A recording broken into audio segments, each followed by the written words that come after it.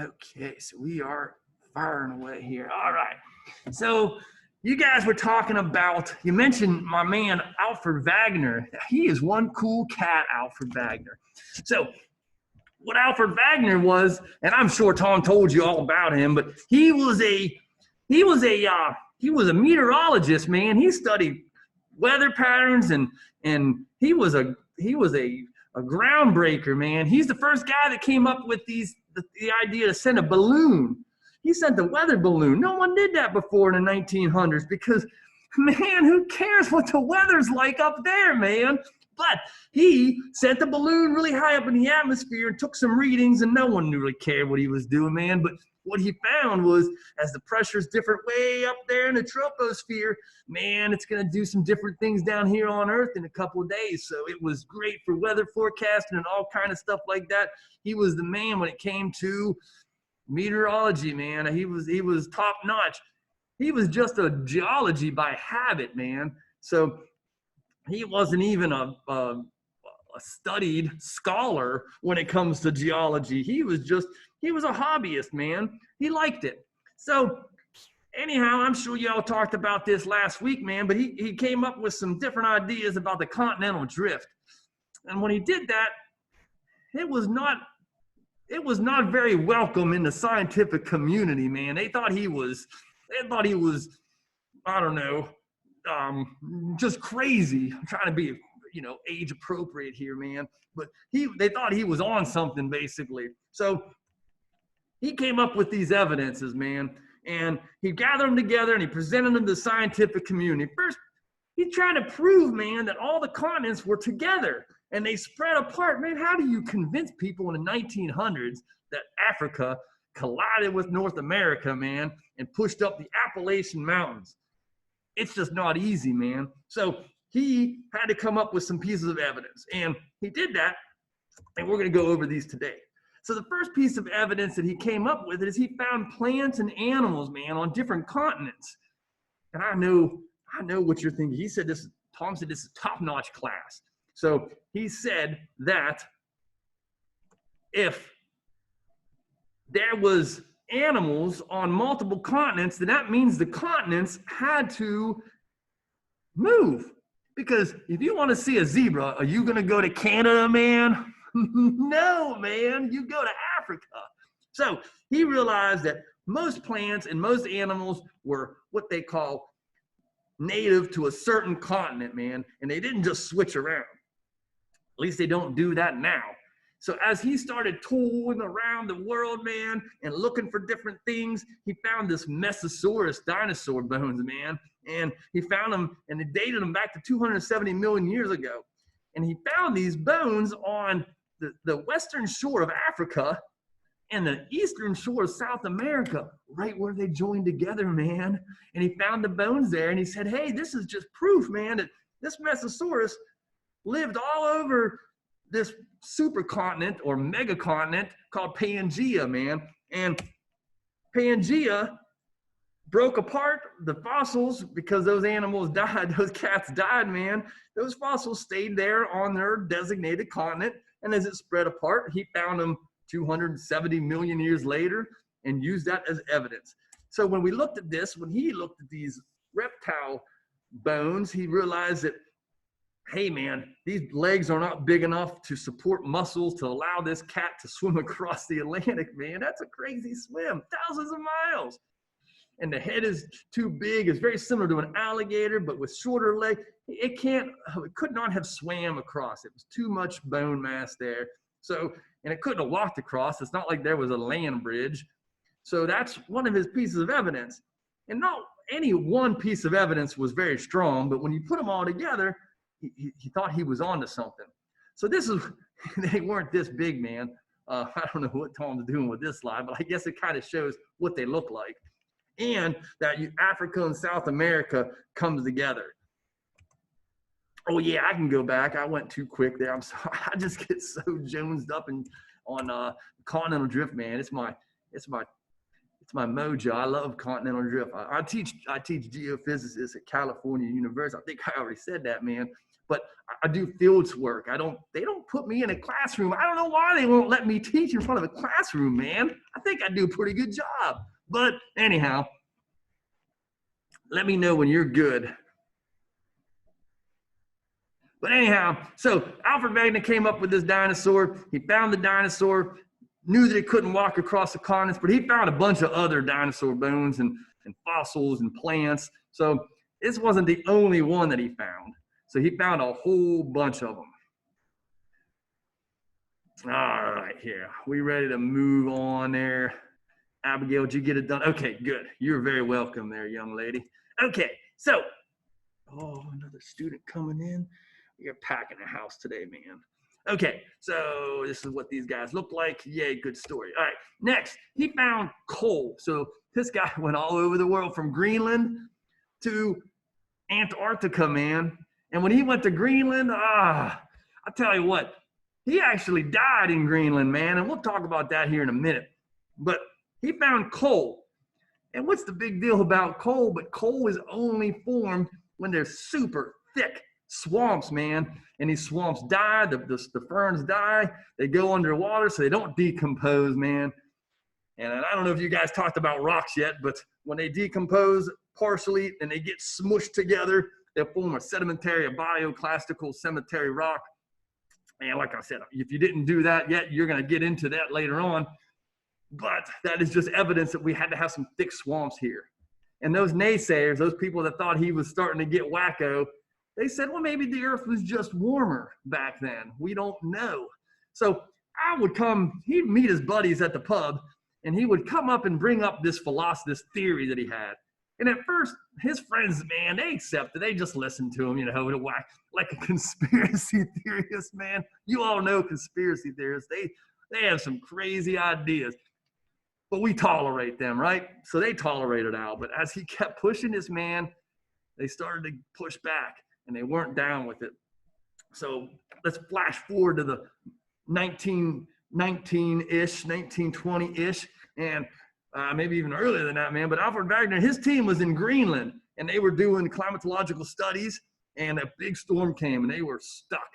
I mean, they were swamped, and they were going to die, man. So he and another dude said, hey, we can go save them. So they went and they got their dog sleds and they went up north and they brought them supplies and they saved them, man. They saved their whole team. But they didn't want to stick around. They wanted to get back because they didn't leave enough supplies to survive with them. They were just going to drop them off and head back. Well, they dropped them off. And when they head back through the storm, they were never seen again, man. They must have fell in a crevasse. They're probably 1,000 feet down in the ice of Greenland. We'll find him one day, I'm sure, man. But he died. And when he died kind of a loser. Not that he was a loser, but the academic community did not think he was worthy of anything because of this theory, this crazy theory. You know, climatologically, they discredited some of his work. Geologically, man, they thought he was a wackadoodle. And you're learning about him now, man. So obviously he had a change of heart. So he came up, he found his coal deposits. He said that this had to happen. The earth was one supercontinent and moved farther north where it was nice and warm and sunny and beautiful. The next piece of evidence he found in Pennsylvania, we have the Laurel Highlands, man. You guys are Virginia, so what mountains do you have down there? You have the Shenandoahs, Blue Ridge, I believe. But the Blue Ridge and the Laurel Highlands, the Cumberlands in Maryland, the whole way to the Adirondacks in New York. These mountains fit perfectly with mountains in Scotland. And they're not just similar rocks. They're not just similar limestone bioclastical rocks. They're identical rocks, man. Like somebody picked up the rocks from Mount Davis and took it right to Scotland and broke it in half and left a piece there and left a piece in Mount Davis. So it kind of just goes to show that these rocks had to be one. And then when Pangea broke up 270 million years ago, it split that mountain and it left it on the other side of the Atlantic Ocean, man. Pretty crazy evidence. Pretty hard to beat that evidence, man. That's pretty good evidence. Everybody get that. I'm sorry, I might have went too fast, but yeah. And I don't know where this is. Tom probably took it. It doesn't look very focused. he might not be that good of a photographer. But anyhow, so he also found glacial debris, man. So what is that? Well, a long time ago, even today. So when you look at this picture, you can see how this is all, I'm pointing to the screen like you can see me, man. Let's see here if I can use this little gizmo. You can see all this dirt here and all the dirt on the other side. As this glacier is carving through solid rock, man, it's chewing it up and it's dragging the dirt and the rock and breaking it apart and making soil and spreading it to both sides and putting it in front of the glacier. Well, when that glacier melts and it gets nice and warm, man, it leaves that dirt behind. And when you look at a landscape, you can tell 100% that it was carved by a glacier, man. And when we look at some places in Africa and we look at some places in South America that are way too warm for glaciers, you can see that it was in fact glacial debris. So there was glaciers there. The naysayers were like, man, Al, it could have just been colder. If it was warmer to have the swamps in Antarctica, maybe it was colder around the world to have the glaciers. Guys, we're talking 200 million years of Earth. You know, who knows what was going on back then? A lot of things, a lot of changes. So that's not unforeseeable that people were going to be saying this. The last piece of evidence that he came up with, oh, good, I was right, is just the fact that they fit together like a puzzle piece, man. So they fit together like a puzzle piece. Again, not any one of these was a perfect piece of evidence, but together they all made a little sense. So what's the problem? Why did he die a loser? Well, imagine I told you that I can travel in time, man. Talk about your conspiracy theorists. So imagine I told you I can travel back in time. Would you believe me? You wouldn't. I'd go back to my favorite decade, 1970s, and I would go visit, I'd go to a Grateful Dead concert. Yeah, man, because I love the Dead. But anyhow, so I'd go to Jerry Garcia. I went back in time. But because I'm from the future, I took my cell phone with me. And I took a selfie with Jerry Garcia. And I came back. And I showed you my selfie. And you looked at it and you analyzed it and you said, holy cow, that is Jerry Garcia. And that's him. And that's not fake. Would you still believe that I can go back in time? No, man. You probably wouldn't. Even if I had really good proof, you would think there was some kind of trick with it. What you would have to do is you'd have to watch me leave and go back and just disappear, man. Or you'd have to go with me, man. Talk about a trippy trip. But you'd have to go with me to go see a Dead concert and see Jerry Garcia. And then you would believe me. Well, nobody could see this. Alfred Wegener knew the continents have moved. But he couldn't prove why they moved. He couldn't show how it happened. So when he died, he didn't have not a lot of faith and the scientific community did not have a lot of faith in him because they thought he was a wackadoodle. So this map just shows all the different types of fossils and seed fossils that he found. The Velociraptorus, this one here down, I'm pointing to it again. Let's see, my cursor, oh, this will work. Down here, this guy here, it was found in almost on all of the continents, with the exception of North America. And the seeds of this plant were like golf balls and they were heavy. So they couldn't have even floated across the ocean. So there was no way a bird couldn't have eaten it and taken it across and got rid of the seed like they do so often. That's not plausible with this seed. So it just proves that everything was there in place. And Alfred thought he had everything there, but of course he couldn't find the evidence that it actually did happen or the proof that it happened. So he died in Greenland, and so went his books, and nobody really spoke of him. So we're going to flash forward. So we're going to stop talking about Alfred Wegener, and we're going to fill in a little gap here, some background information, and then we're going to come back to Alfred Wegener. It's just the way Tom's got these notes set up, man. But I guess it's kind of a good way he's doing it here.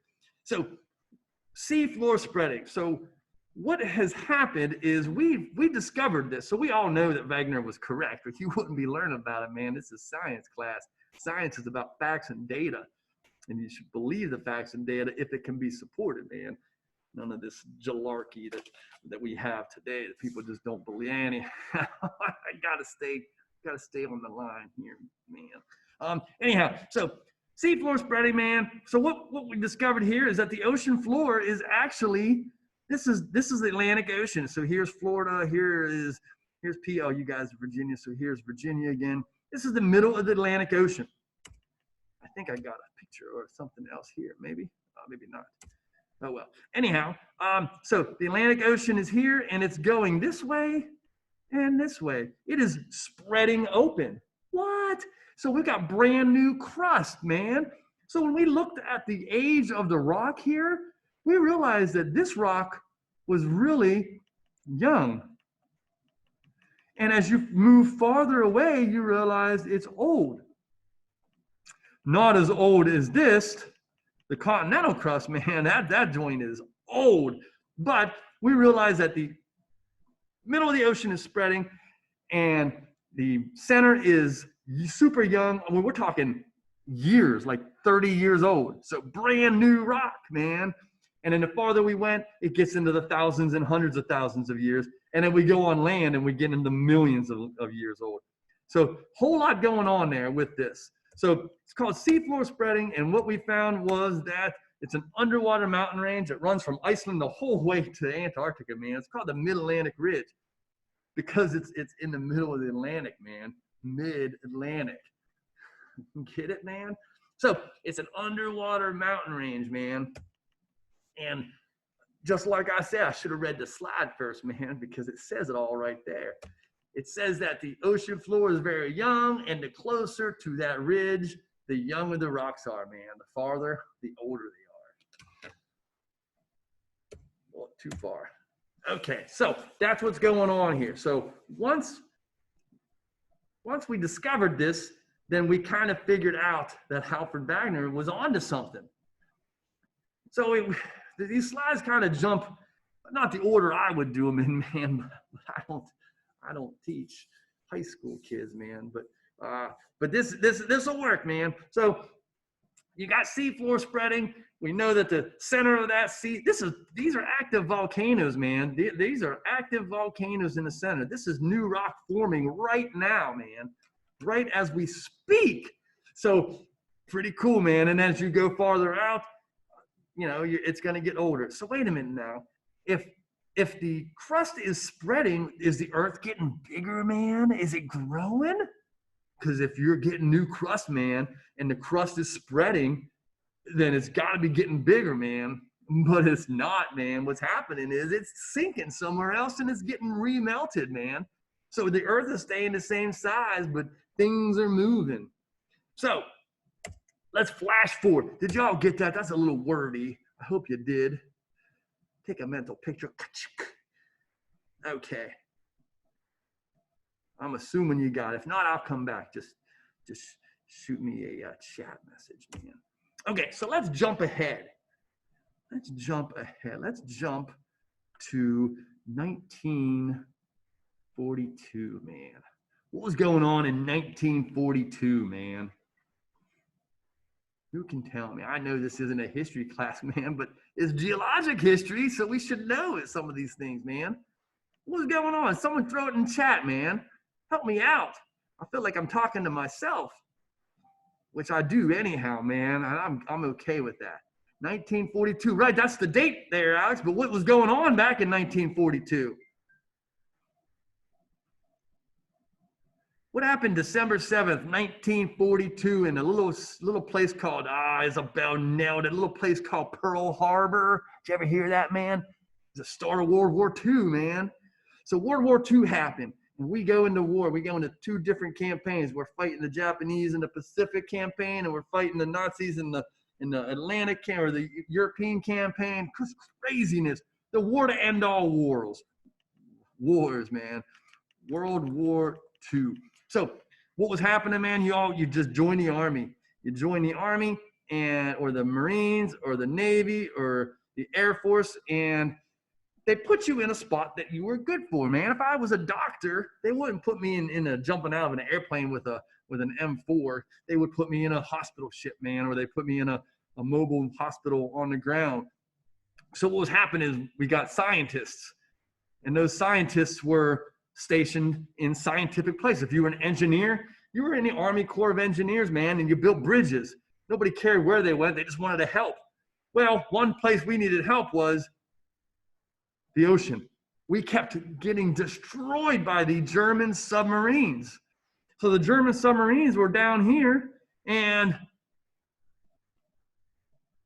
it looks like a whale, man, but it's not. That's a submarine. They were just knocking our ships out of the water with their missiles, their torpedoes, man. So we had to develop some kind of technology to find that.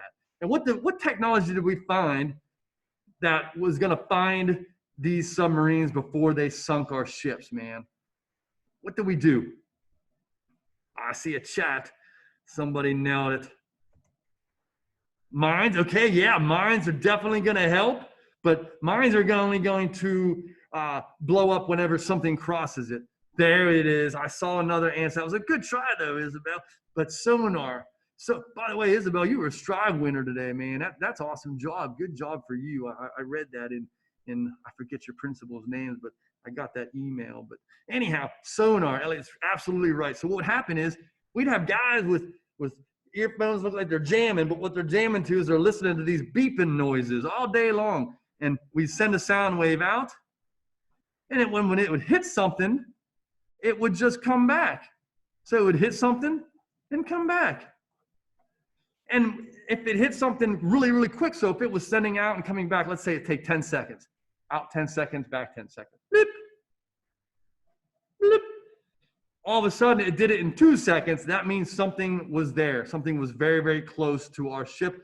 And then we can drop depth charges and zigzag and avoid the death that was going to happen. So what's that have to do with Alfred Wagner? Well, our scientists weren't just looking for submarines. They were always listening. And what they realized that something was going on with the ocean floor. See, back in 1940s, we thought the ocean floor looked like what I just drew, a straight line. We thought it was perfectly flat, man. We didn't think there was any mountains in it. And then once we started doing sonar, we started mapping these mountains. We started mapping these deep trenches. We started mapping really, really high mountains. And then that's all they had to do, man, is after the war, they would go down, look at that data and say, hey, let's check out this mountain, man. It's in the middle of the ocean. And they looked at it, they saw the age, they saw that it was younger, and voila, boom. They found that Alfred Wagner, man, he wasn't just some dumb, crazy cat, man. He was smart. And because of that, they proved that seafloor spreading was actually happening. So this is all because of the renewal of the ocean floor. And these two guys right here, man, Harry Hess and Robert Dietz, these are the two cool cats that proved this for Wagner. So they proved that the crust was in fact spreading. They proved that the ocean was younger in certain spots. And this proved Wagner was correct. So they went to his memorial headstone because they never found him, man. They scratched out loser and they put, sorry, Al, we were wrong, man. You're a pretty smart guy. They put all of that on there, but yeah. So anyhow, you get the point, man. So Alfred Wagner was proven. He was given credit with this awesome theory. Harry Hess and Robert Dietz get credit with helping him find the how. They knew they had it happened, but they didn't have the how, man, and they proved it for him. They helped him out, man. Just pretty cool story, man. I tell you, I like rocks and I like history, and it just kind of goes together, man. Pretty cool. So this next, yeah, you don't have to write this down. I have my note here. I think paleomagnetism. Tom said you don't have to write this down, but what it is it kind of helps solidify. Get it? I saw this word there. It's a good word. It helps solidify the theory. So paleomagnetism, if I had a cup and I poured magma in that cup, man, and I looked in a magnifying glass, I would see iron molecules, and they'd be zipping all around, going bouncing back and forth, man. And as that magma slowly turned into a rock, those molecules would slow up. They wouldn't spin as fast. And those iron molecules would line up. So if I had a container, all those molecules would line with the North Pole. And that's paleomagnetism, man. They would all line up to the North Pole like compass needles. And I believe I only have, what time did we go to? 1 o'clock? 12:30? I'm not sure. Somebody chat to let me know what time I got to stop teaching, man. But so what they found was that when they looked at, I got a chat right here, 12:15. Okay, all right. Well, I got a lot of responders on that one, so you must be looking forward to getting out of class. It is Friday, man. I get it. So that paleomagnetism is when it solidifies, and all that's doing, I think there's only 2 more slides and we're done, cats, is it shows reverse polarity. Now, on my notes, you do have to write this down, but this is what's happening. This is what's locking in the evidence, man. It's proving everything. So we've got this magma here. This is all pointing north. And then to the left and to the right of this is pointing south. And then this is pointing north. And this is pointing south. And so on and so forth. So we look at this, and this is old over here and over here. And this is young. I use the N in north and for young, but this is young crust. And that's kind of what brings it all home. So now Alfred Wegener was correct. He had his friends and his peers find the evidence that he needed. Had he not died, man, he probably would have been alive. 1942, he was probably 4. He might not have been alive, man. But yeah, so that's what reverse polarity is, and that's kind of what it shows. All right, so your last slide, or the last one that you got to write with anyway, because I think there's a picture that I can blow up, and I'm going to do that real quick as I wrap up this lesson, man, is the theory of plate tectonics. Now, continental drift theory and the plate tectonics theory, they're kind of different, man. So continental drift is that the continents have moved, man, and it goes hand in hand with plate tectonics. But the theory of tectonics is that, well, it's like taking an egg, man. You hard boil an egg. Sometimes I get the munchies, man, and I could just eat 12 hard boiled eggs. But you get an egg and you roll it after you hard boil, and you crack it all over the place randomly, man. Well, that's what the Earth's crust looks like, man. It's cracked all different random spots. It's not solid like a marble. It has all these pieces, man. And these pieces are floating, man. They're floating on top of the asthenosphere. And the asthenosphere is really dense. It has, pretty heavy metals, but not like nickel, like they're in a core, but it has heavy metals. Anyhow, it's got some heavier metals, and it's the lithosphere is floating on top of it, and they're just kind of floating away, man. Floating around. Oh, sorry, man. I lost where I was at. So when you look at the Earth, you can see this is the map that I'm going to blow up. So once you write plate tectonics, that's going to be the last note of the day. And then I'm supposed to finish the map and then take roll real quick to make sure none of you guys left mid-lecture. I'm looking at my participants. Man, I'll tell you what, I think we started with 21 and I got 21 now. You guys are on fire. I couldn't do the virtual, man. I don't think I could do it. I'd be so lazy. I'd never do any work. I'm sure some of you are like that, man, but that's okay. All right, so I think y'all should have that. I do want to show you this and blow this up, and I can go back if anyone didn't quite get all that, man. But what we're looking at here is we're looking at all the different plates in the Earth. And if you look at this map, you can see that, here is North America, man. So Pennsylvania is right here. Oh, you guys are Virginia. Virginia is right below it, right above Florida, and all that kind of stuff. So you can kind of appreciate the landmass because they don't go with the continents, man. They go kind of with their own thing. And they're all moving in different directions, man. So the Pacific plate is moving down, and the Atlantic plate is moving up.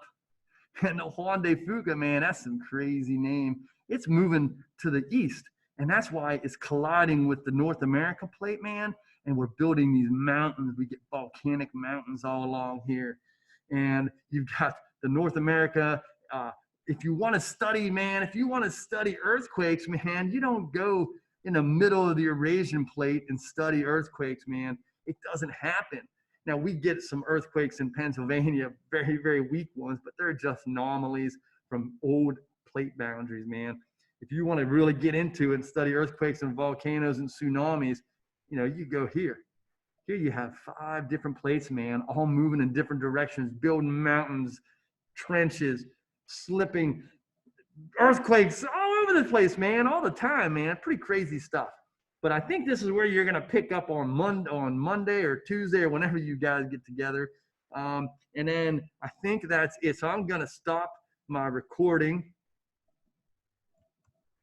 I'm going to stop my recording.